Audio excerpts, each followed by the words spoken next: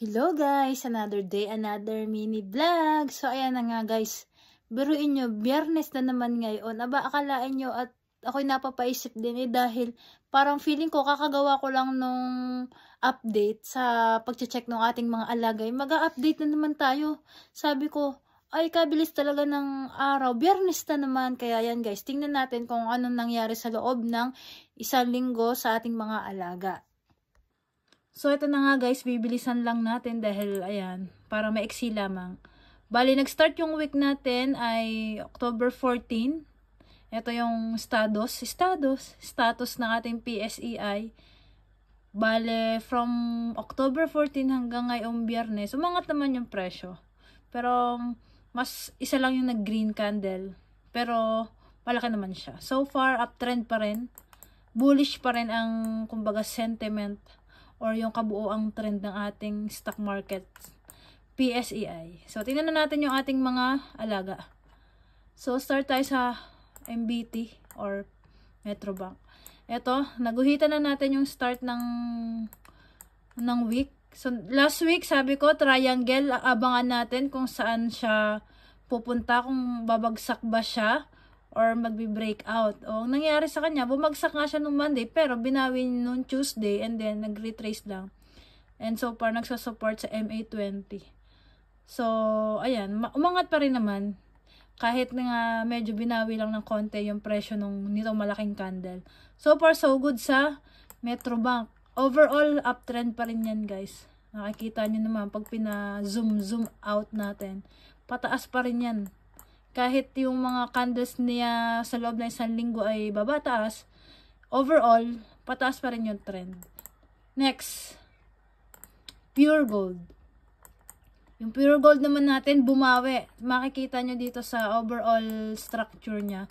Ang tagal niyang downtrend, ayan, makikita nyo, ang tagal niya ng downtrend, and then, ayun, nagbago na siya ng structure. Unti-unti na siyang nag-uptrend. And yung week na to, dito nag-start, tatlong green candle, paangat, then bumawi ng dalawang candle. So, abangan natin kung next week, kung dito yan magsusupport sa ginuhitan natin dito sa area na to. Keeper. Oh, yung Keeper, napakalinis ng chart. Overall, ang Keeper talaga uptrend na yan. Nagawa tayo ng ascending triangle last week. Ang ginawa naman niya this week, isang malaking green candle nung Monday. Tapos, ayan, breakout lang siya. Itong Keeper, guys, ang Keeper ay may dividend na binibigay din. So, bukod sa price appreciation, ng halimbawa, ay bumili ka sa mababa, kumikita ka dahil nataas yung presyo niya, at the same time, pwede ka makatanggap ng dividendo. MAC, MAC.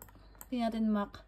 Ito, grabe yung MAC. Diba, bumili tayo dito, guys, naglipat tayo bumili tayo dito. And ito yung ginawa niya this week. Grabe.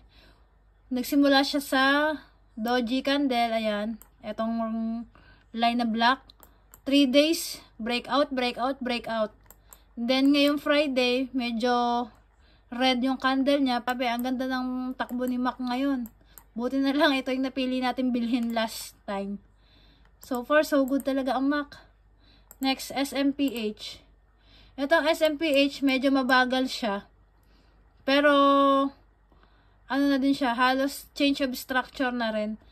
Ito, kung i-zoom out natin guys, ano to from sideways, dumount trend.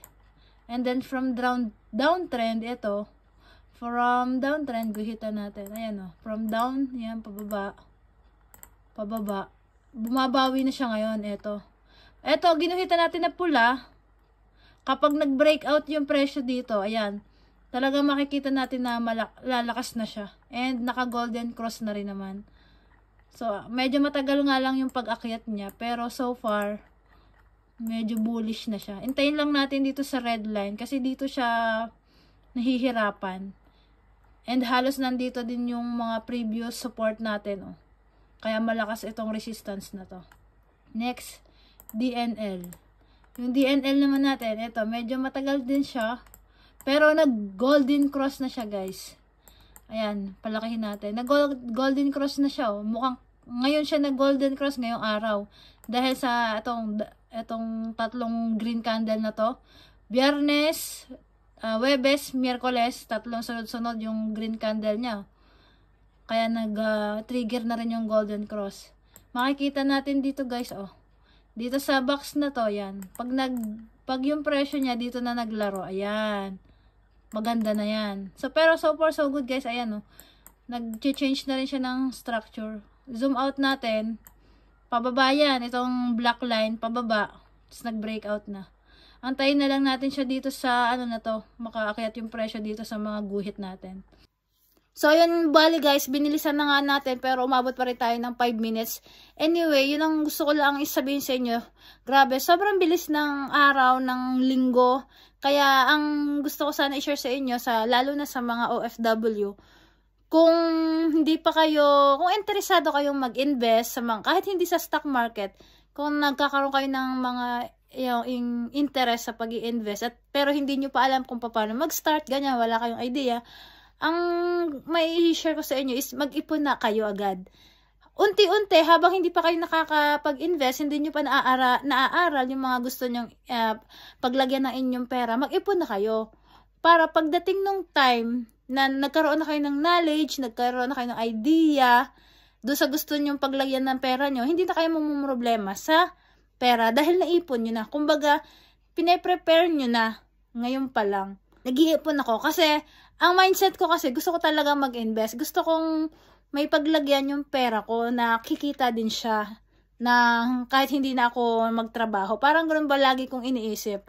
So, ang ginawa ko, wala din akong idea. Hindi ko alam kung paano mag-start, kung ano ba yung i-invest ko, saan ba. Ang meron lang ako is, pwede akong mag-ipon. Yun pa lang yung kaya kong gawin.